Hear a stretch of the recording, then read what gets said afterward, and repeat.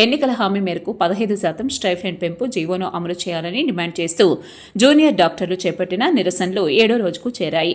ప్రభుత్వం నుంచి స్పష్టమైన హామీ రాకపోవడంతో వైద్యులు తమ ఆందోళన భాగంగా విధులకు దూరంగా ఉంటున్నారు. తిరుపతితో పాటు రాష్ట్ర వ్యాప్తంగా పలు ఆసుపత్రుల్లో జూనియర్ వైద్యులు తమ న్యాయమైన డిమాండ్లను వెంటనే పరిష్కరించాలని కోరుతున్నారు. మరోవైపు ఆసుపత్రులకు వచ్చే రోగులకు ఎలాంటి ఇబ్బందులు కలగకుండా చూసేందుకు వైద్య ఆరోగ్య శాఖ ముందస్తుగా ప్రత్యామ్నాయ చర్యలు చేపట్టింది. సీనియర్ డాక్టర్లు ఇతర వైద్య సిబ్బంది నిరంతర సేవలు అందించేలా ఏర్పాట్లు చేసింది. జూనియర్ డాక్టర్ల డిమాండ్లపై స్పందించి ప్రభుత్వం త్వరలోనే చర్చలు జరిపి సమస్యను సామరస్యంగా పరిష్కరించాలని పలు వైద్య సంఘాలు కోరుతున్నాయి. నా పేరు ఉదయ్ శంకర్ అండి. Second year post graduate orthopaedic డిపార్ట్మెంట్లో వర్క్ చేస్తున్నాను. ఇప్పుడైతే మేమైతే హంగర్ స్ట్రైక్లో ఉన్నామండి. ఇది ఫేజ్ 3 అన్నమాట. ఫేజ్ 1, 2లో చూసేటట్టయితే మేమైతే ఎమర్జెన్సీస్ జరుగుతూ ఉండేవి. ఓపీడీ సేవలు, మామూలుగా ఎలక్టివ్ ఓటీస్ అవన్నీ ఆపివేయడం జరిగింది. లేబర్ డెలివరీస్, ఐసీయూ, ఎన్ఐసీ అవన్నీ జరుగుతూ ఉండేవి. కానీ ఇప్పుడు ఫేజ్ 3కి వచ్చాము. ఫేజ్ 3 ఏంటంటే ఎమర్జెన్సీస్ కూడా ఆపివేయడం జరిగింది. మొత్తం లేబర్ డెలివరీస్ అవన్నీ కూడా జూనియర్ డాక్టర్స్, ఇంటర్న్స్ ఎవరు వెళ్ళకోకుండా మేము ఇది అమరణ నిరాహార దీక్ష చేస్తున్నాము.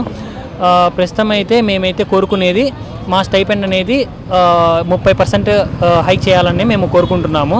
ముందుగా చూసుకుంటే ప్రతి 2 సంవత్సరాలకు ఒకసారి మాకైతే 15% స్టైపెండ్ అయితే ఇంక్రీజ్ అవుతూ ఉంటుంది.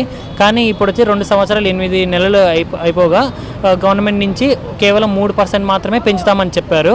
ఇప్పుడు ఫేజ్ 1, 2 చేసేసరికి 7% చేస్తామని చెప్పారు. మేము దానికైతే ఒప్పుకోవట్లేదండి. అందుకు ఫేజ్ 3 దాటిచ్చేసి ఎమర్జెన్సీ సేవలు కూడా నిలిపివేయడం జరిగింది. హంగర్ స్ట్రైక్ కూడా చేస్తున్నాము. ఇదైతే 5 రోజులు జరుగుతుంది. ప్రభుత్వం వెంటనే చూసి స్పందించాలని కోరుకుంటున్నామండి. ఈ హైక్ కూడా ఎందుకంటే మాకైతే వర్కింగ్ అవర్స్ పెరిగాయి. బయట చూస్తే ఇన్ఫ్లేషన్ పెరిగింది. 91 ఓపీడీ అనేది 94 జరిగాయి.